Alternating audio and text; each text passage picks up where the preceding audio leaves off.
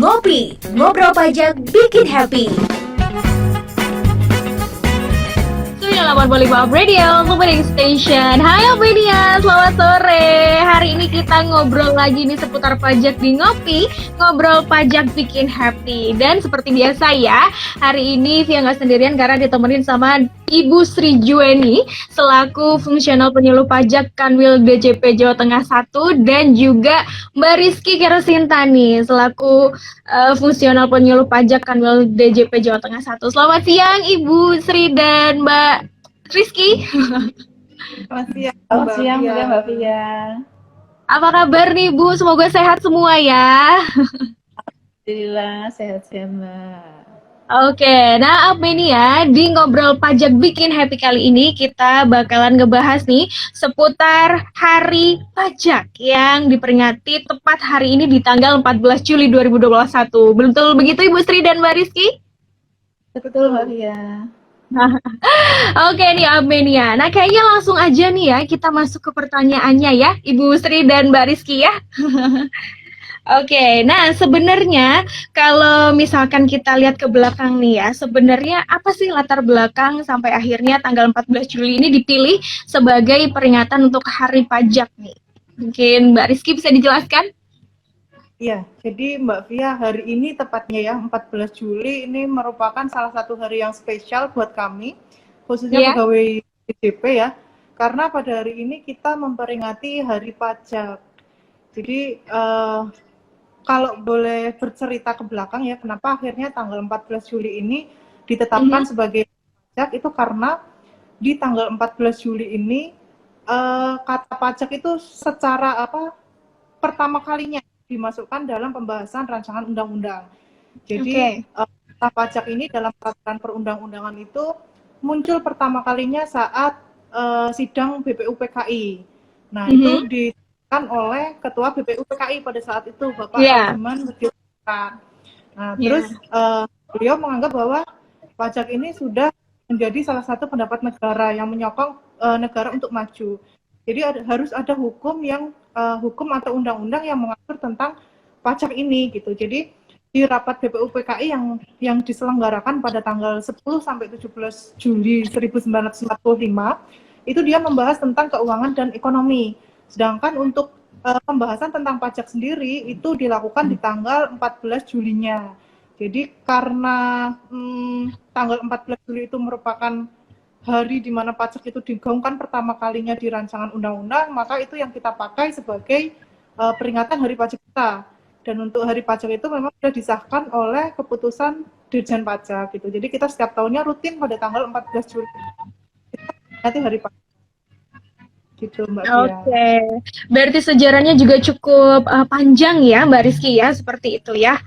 Oke, nah sebenarnya kalau misalkan membicarakan tentang hari spesial nih ya, biasanya kan sebuah instansi setiap tahunnya ini memiliki tema atau cerita khusus nih. Nah untuk tahun ini sendiri nih, untuk Hari Pajak di tahun 2021 nih apa temanya nih Mbak Rizky?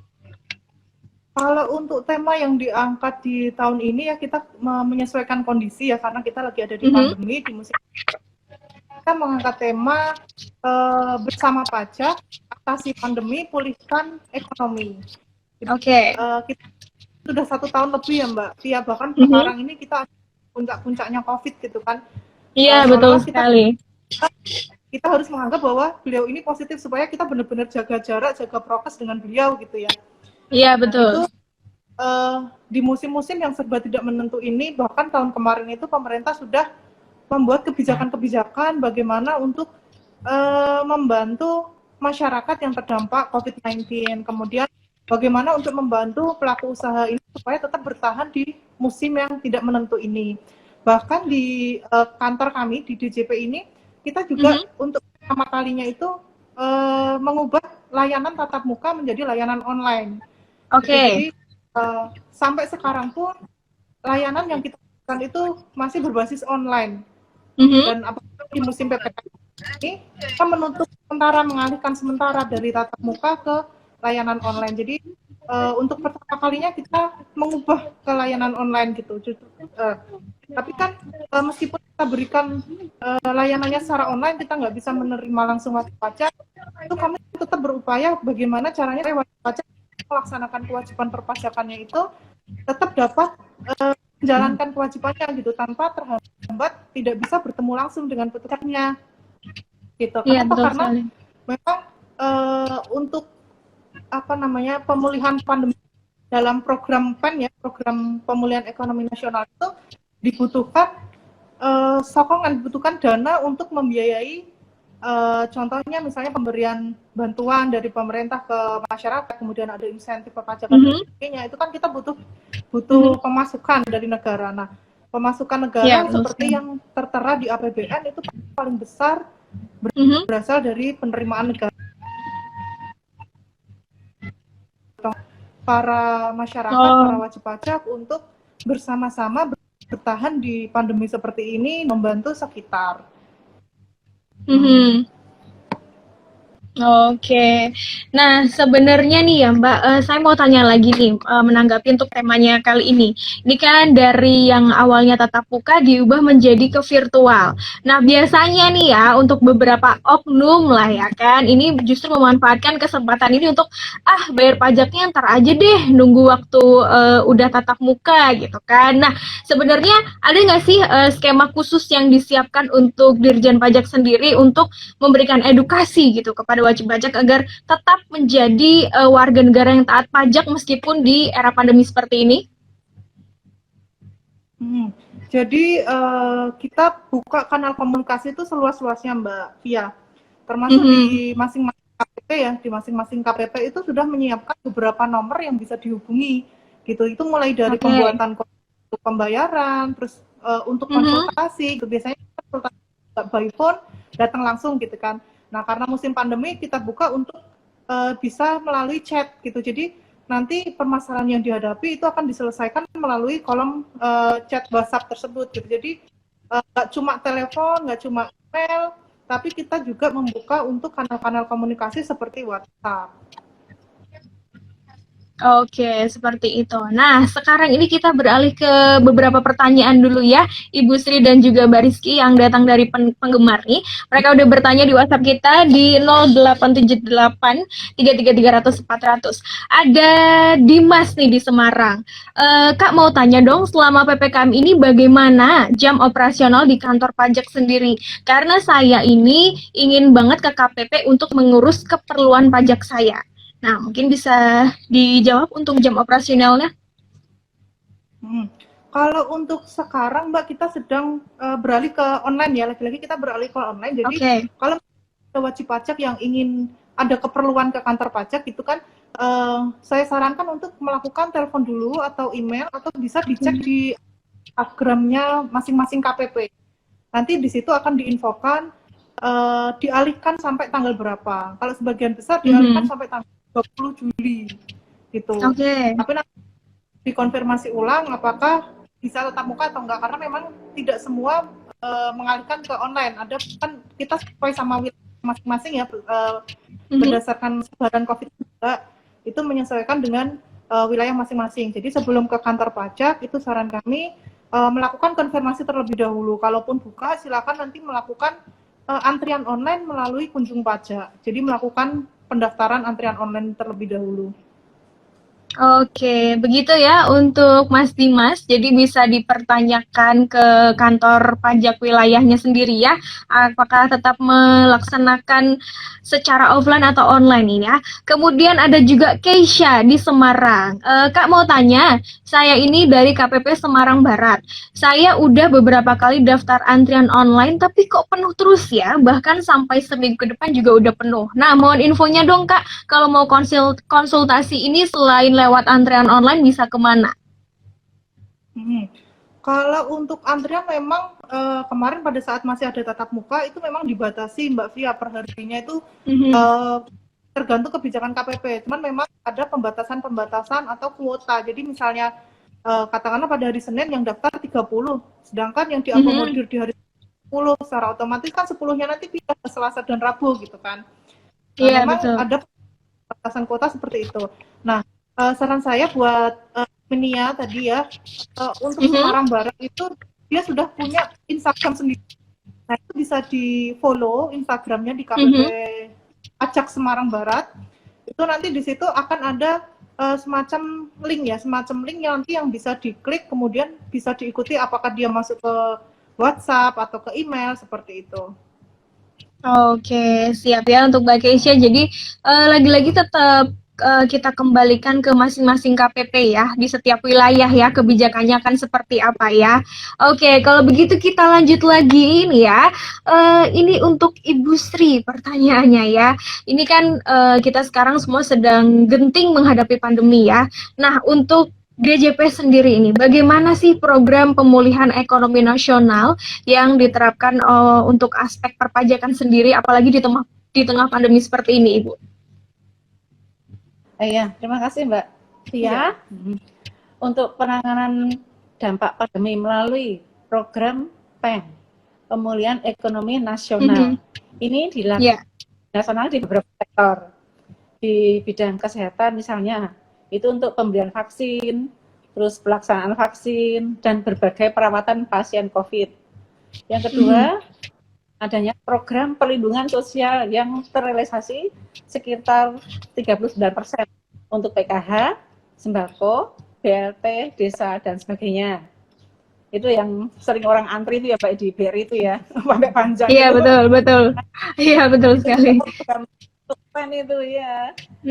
Oh iya. Program prioritas sosial terrealisasi dari Pagu untuk program karya pariwisata, ketahanan pangan, kawasan industri.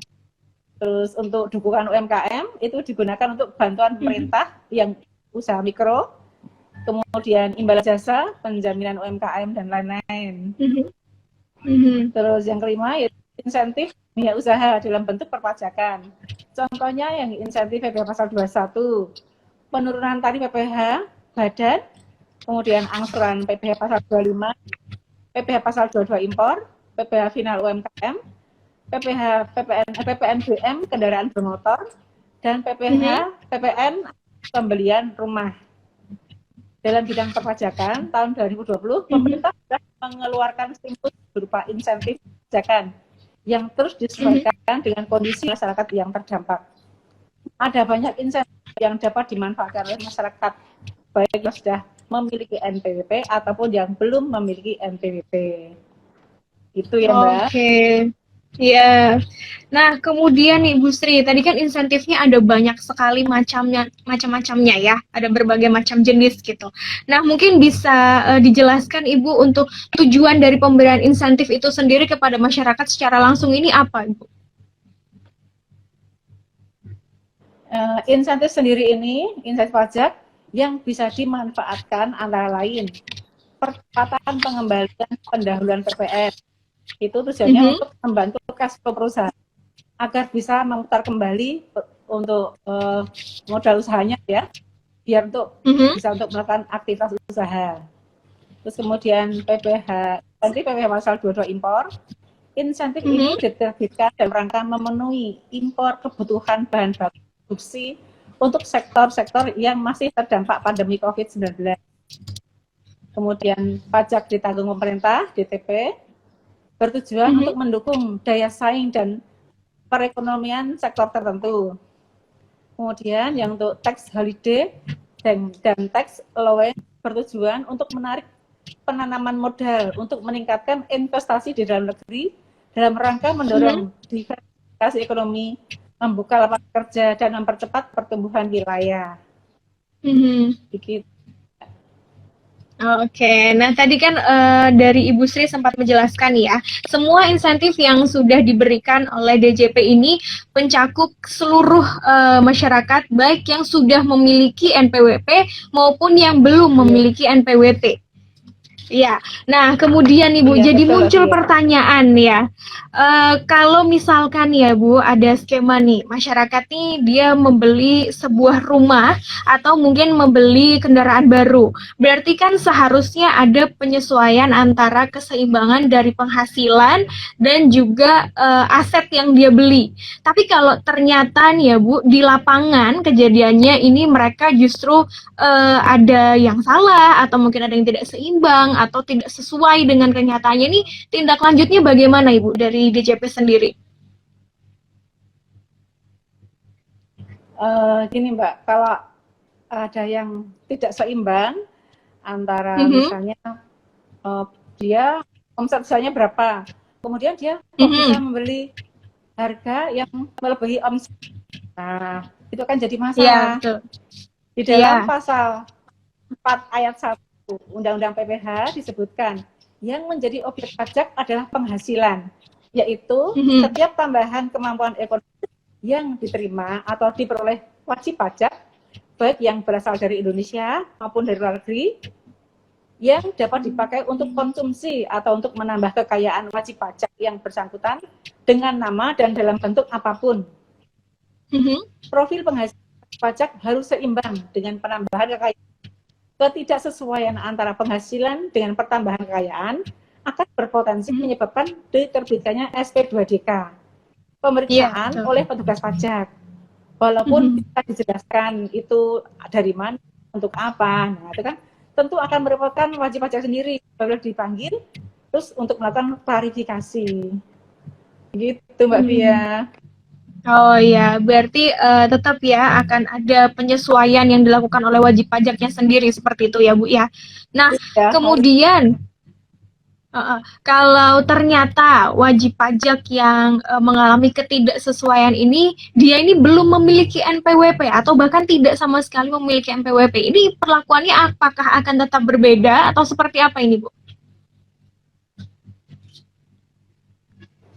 Kalau dia belum memiliki NPWP, itu semua data pembelian itu akan masuk di kita ya Mbak, karena dari data misalnya dari notaris itu akan buat laporan tiap bulan ke kantor pajak, itu pasti. Jadi kelihatan siapa membeli apa gitu, ada kelihatan Mbak. Nah nanti dari kantor pajak akan menerbitkan surat cinta ini untuk wajib pajaknya ini, atau yang belum punya. Oh ya, betul. Dari mana sekali. Betul. Jadi yang dia bisa beli rumah, beli mobil, itu kan ada laporan masuk ke basis data kita ya. Kayaknya wajib pajak sebelum punya NPWP, dia akan kita cinta untuk menjelaskan, untuk klarifikasi apa ini. Oh iya betul. Bener nggak ini? Ya. Iya.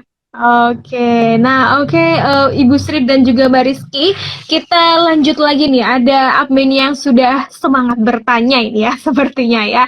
Ini ada Pak Hartono. Ini saya mau tanya terkait insentif PPN untuk pembelian rumah tapak. Apakah ini berarti saya dibebaskan biaya PPN atau seperti apa ya? Mohon penjelasannya nih. Dan kira-kira insentif ini berlaku sampai kapan nih, Ibu? Iya, untuk insentif rumah tapak, semua pembeli rumah tapak atau rumah susun bebas PPN dari bulan April sampai nanti Agustus. Jadi tidak perlu membayar yang Agustus. PPN. Dia punya NPWP atau tidak punya NPWP, perlakuannya sama. Begitu Mbak. Pak Hartono ya. Begitu. Iya. Oke, jadi menambahkan ya Mbak. Silahkan. Ini dari Mbak Kiki. Ya. Jadi memang ada syarat yang harus dipenuhi untuk memanfaatkan insentif PPN ini. Jadi pembelian rumah itu harus selesai dilakukan sampai akhir Agustus. Jadi Agustus itu harus sudah ada serah terima rumah dari developer ke pembeli gitu. Jadi memang syarat intinya adalah di akhir Agustus itu si rumah ini harus sudah dilakukan serah terima rumah dengan dibuktikan adanya penandatanganan jual beli atau diterbitkan surat keterangan lunas dari si penjual gitu, dan secara nyata ini sudah diserahkan sama si Pak Hartono gitu kan. Nah, rumah yang memanfaatkan insentif ini juga tidak boleh diperjualbelikan dalam jangka waktu 1 tahun. Jadi dalam jangka waktu 1 tahun rumah itu harus tetap dimiliki gitu. Oke, jadi untuk Pak Hartono ya, insentif ini berlaku sampai bulan Agustus nanti dengan catatan ya, rumah ini sudah dalam status penyerahan dari developer ke pembeli ya. Jadi bisa ditunjukkan surat keterangan lunas atau mungkin surat yang menyatakan bahwa rumah yang dibeli ini memang sudah punyanya Pak Hartono ya. Dan dengan catatan lagi Pak Hartono, selama 1 tahun ke depan ya, kalau sudah dibeli rumahnya jangan dijual dulu, nanti dulu jualnya ya. Harus minimal 1 tahun ya. Kemudian ada juga ini Ibu Yanti. Mbak mau tanya, emangnya kalau udah punya NPWP, kewajiban yang harus saya lakukan sebagai wajib pajak ini apa saja ya? Dan kalau seandainya ada salah satu kewajiban yang saya tidak lakukan, ada sanksi atau bagaimana ini? Semua yang memiliki pasti ada kewajiban di situ. Memiliki istri juga punya kewajiban atas istrinya. Iya betul.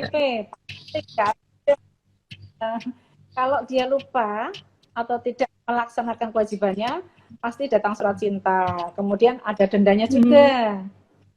Ya, betul sekali. Waktu pendaftaran EBP itu ada bermacam-macam kewajiban. Ada yang satu kewajiban, misalnya dia, tapi yang punya satu kewajiban nggak ada, lebih dari satu pasti. Misalnya untuk laporan bulanan, untuk pembayaran, dan laporan tahunan. Jadi bukan berarti kalau sudah membayar, sudah mendaftar dan membayar, tetap di akhir tahun nanti harus lapor SPT tahunan. Di awal tahun yang berakhir sampai dengan 31 Maret tahun berikut. Begitu Mbak Fia. Oke, jadi untuk Ibu Yanti tetap ya, kalau sudah memiliki suatu kartu yang bernama NPWP, sudah pasti kewajibannya harus dilaksanakan ya. Karena judulnya aja nomor pokok wajib pajak gitu kan. Masa kewajibannya nggak dijalanin Ibu ya kan? Oke, pertanyaan selanjutnya ini datang dari Sarah di Semarang. Kak mau tanya, ini kan saya sudah sebulan ini tidak bekerja dan tidak ada penghasilan. Lalu bagaimana dengan NPWP dan pelaporan SPT tahunan punya saya nih? Meskipun belum usaha atau tidak bekerja lagi, NPWP tetap harus lapor di akhir tahun nanti. Tetap lapor. Nah, kalau memang setelah menginginkan, biar saya nggak lapor dulu, bisa kok mengajukan non-efektif. Bisa langsung kering, 1.500, 200. Itu bisa langsung diproses non-efektif. Nah, kalau setelah non-efektif, dia bebas tidak lapor dulu selama 2 tahun. Oke. 2 tahun cek lagi, saya masih nggak aktif atau enggak ya gitu. Bisa diaktifkan lagi, nggak bisa, nanti memerlukan bisa diaktifkan kembali. Oke, itu ya untuk Mbak Sarah. Ini ada tambahan dari Mbak Kiki nih Mbak. Ini oh iya, boleh silakan Mbak Kiki, boleh.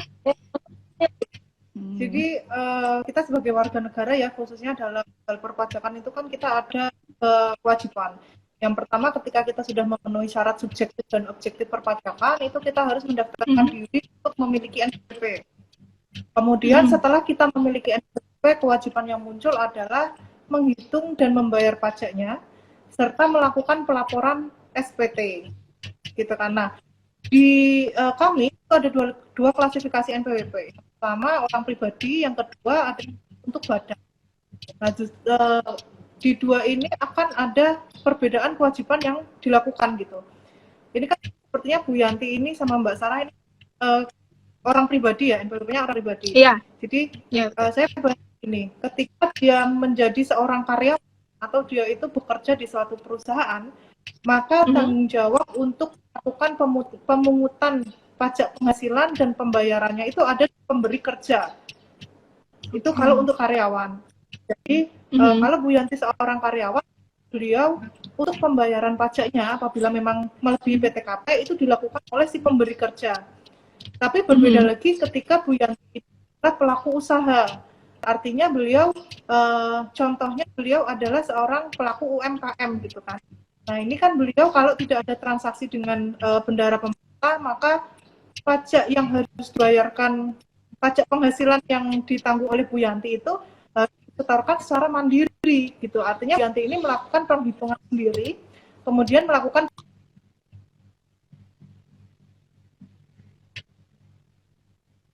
sekarang ini mungkin sudah bisa diakomodir oleh Indomaret gitu. Nah, terus pertanyaannya Mbak Sarah, gimana kalau bulan ini saya nggak kerja gitu kan? Nah, kembali dilihat terlebih dahulu apakah NPWP Mbak Sarah ini aktif atau tidak aktif atau non efektif.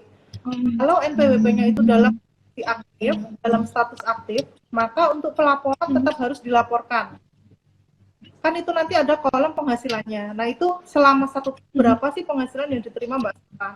Kalau misalnya katakanlah, wah aku ini udah 1 tahun, ini tahun 2021 aku nggak kerja gitu kan. Berarti nanti di tahun 2022 ketika Mbak Sarah melakukan pelaporan, penghasilan yang dilaporkan adalah nihil atau 0. Jadi ada atau tidaknya penghasilan selama SPP-nya aktif, maka kewajiban untuk melaporkan SPP-nya itu tetap ada. Nah, baru nanti setelah melaporkan misalnya ingin, ini kayaknya aku nih belum pengen kerja dulu deh, masih di rumah dulu aja, misalnya mau kuliah lagi, atau misalnya mau bantu-bantu orang tua dulu, ini boleh NPWP dinonefektifkan. Nah, imbasnya ketika NPWP ini dalam posisi non-efektif, itu adalah Mbak Sarah tidak perlu melakukan pelaporan SPP tahunan. Oke ya, jadi untuk Mbak Sarah, walaupun mungkin bulan ini sedang ada ujian ya, penghasilannya tidak didapatkan secara semestinya, tenang aja. Dari DJP juga tidak memaksa untuk memungut pajak ya, karena DJP juga pasti menyesuaikan dengan kondisi warga negaranya ya. Karena memang pajak ini sebenarnya nggak memaksa kok Mbak Sarah, tenang aja. Semuanya bisa disesuaikan, bisa dibicarakan lah ya. Oke, kemudian ada lagi nih satu lagi pertanyaan dari Bapak Joan yang ada di Semarang. Beliau nih bertanya, untuk kriteria kendaraan bermotor yang PPNBM ditanggung pemerintah, ini kriterianya seperti apa ya?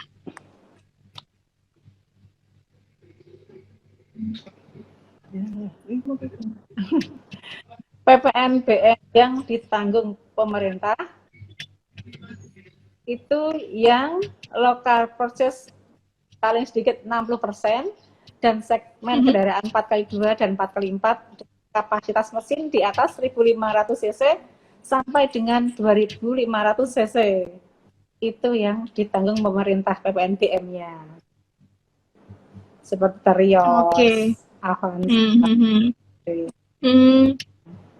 Oke, jadi sepertinya Pak Johan ini akan segera membeli kendaraan yang baru ya. Jadi tetap ya, sebagai warga negara yang baik juga harus menyesuaikan dengan pajaknya ya. Oke deh. Dan sepertinya, ternyata ada satu lagi ini Bu. Ini pertanyaan dari Ibu Lina di Semarang. Ini mau tanya terkait insentif untuk impor, syaratnya ini apa saja ya?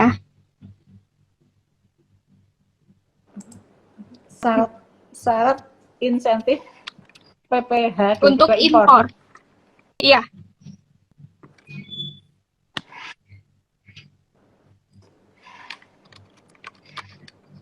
Syaratnya Mbak ya? Iya, syarat-syaratnya, kriterianya untuk bisa mengajukan insentif ini atau mendapatkan insentif ini seperti apa? Gitu. Jadi untuk pemberian insentif itu kan kita ada klasifikasi lapangan usaha tertentu ya, Mbak Tia. Jadi untuk pengajuan pun sekarang kita pengajuannya melalui online. Jadi masuknya nanti ke website djponline.pajak.go.id. Kemudian nanti di situ juga bisa mengajukan permohonan insentif. Sebenarnya nggak cuma PPh 22 aja sih, tapi juga ada PPh lainnya ataupun PPN lainnya oleh pemerintah. Jadi nanti pengajuannya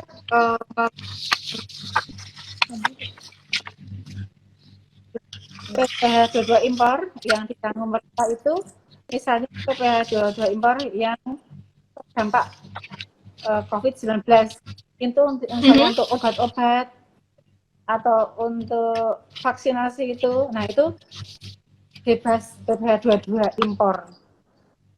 Oke. Ini yang terdampak COVID-19 itu bebas PPh 22 impor. Oke, ya. Jadi untuk Ibu Lina, untuk kriterianya juga mungkin nanti bisa dicek langsung saja di website DJP Pajak ya. Lebih jelas semuanya di situ, semuanya sudah lengkap, udah ada. Jadi kalau misalkan ada yang ditanyakan juga bisa langsung kering-kering pajak aja ya. Oke, nah, aduh, kayaknya sudah lumayan banyak nih ya pertanyaannya ya. Dan ini ada pertanyaan terakhir nih untuk Ibu Sri dan Mbak Kiki dari saya ini sebenarnya ya kan. Yang pasti kan nanti masa pemberian insentif ini kan akan ada akhirnya ya, sekitaran di bulan Agustus gitu. Semoga di kondisi berakhirnya insentif ini juga kondisi Indonesia juga jauh lebih baik dengan COVID-19 ini. Nah, sebenarnya kalau semuanya ini sudah selesai, sudah kembali normal, harapan apa sih dari pemerintah khususnya DJP sendiri kepada para wajib pajak di Indonesia nih? Gimana? Harapan betul pajak ini. Oh, harapannya usahanya tumbuh kembali, tumbuh berkembang. Amin. Hingga membantu perekonomian Indonesia, membantu pemerintah juga. Jadi kalau memang sudah bagus perekonomian, kita menjadi lebih makmur lagi. Amin. Mungkin dari Mbak Kiki ada tambahan? Ya, jadi seperti yang sekarang lagi ramai ya Mbak ya, vaksin gotong royong gitu kan. Nah, saya juga kami mengimbaukan supaya masyarakat ini nanti bisa melakukan kembali rasa gotong royongnya, saling menjaga. Kalau di kampung-kampung itu ada kan jogo tonggo gitu kan. Jadi mari kita peka terhadap negara, kemudian mari kita peka terhadap negara. Kita sudah berupaya kan, ini kan kalau misalnya kita udah terbebas dari pandemi ya, kita sudah berusaha keras mungkin untuk sama-sama mengatasi pandemi ini. Nah, nanti ketika kita memang sudah selesai dengan musim pandemi seperti ini, ayo kita bersama-sama untuk lebih meningkatkan rasa kepedulian ke sekitar. Gitu. Kita lebih meningkatkan rasa ini negara kita nih harus kembali pulih seperti sebelum ada pandemi, bahkan lebih maju. Ayo kita sama-sama untuk berjalan beriringan untuk memajukan negara Indonesia. Nanti pengusaha besar itu menjadi patuh pajak, kan? Sehingga dia punya manfaat kepada pengusaha-pengusaha kecil yang ada di bawahnya untuk ikut dalam melaksanakan kewajiban perpajakannya. Oke ya, semoga untuk admin yang udah dengerin dan juga udah nonton live Instagram kita hari ini, semoga lebih teredukasi lagi ya.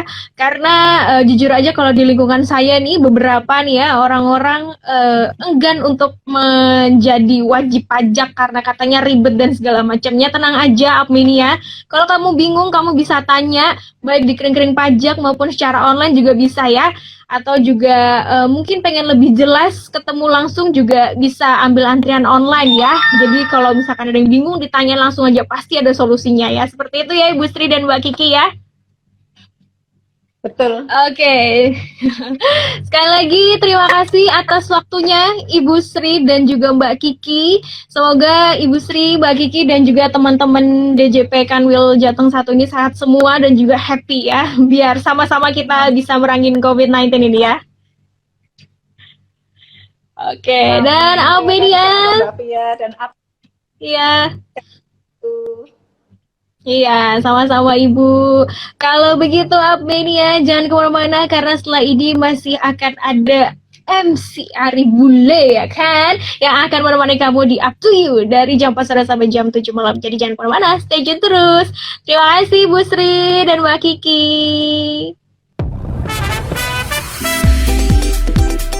Disiarkan langsung dari Menara Universitas PGRI. Up Radio. Jalan Sidodadi Timur, nomor 24 Semarang. Inilah 98.5 FM. Up Radio, the Meaning Station.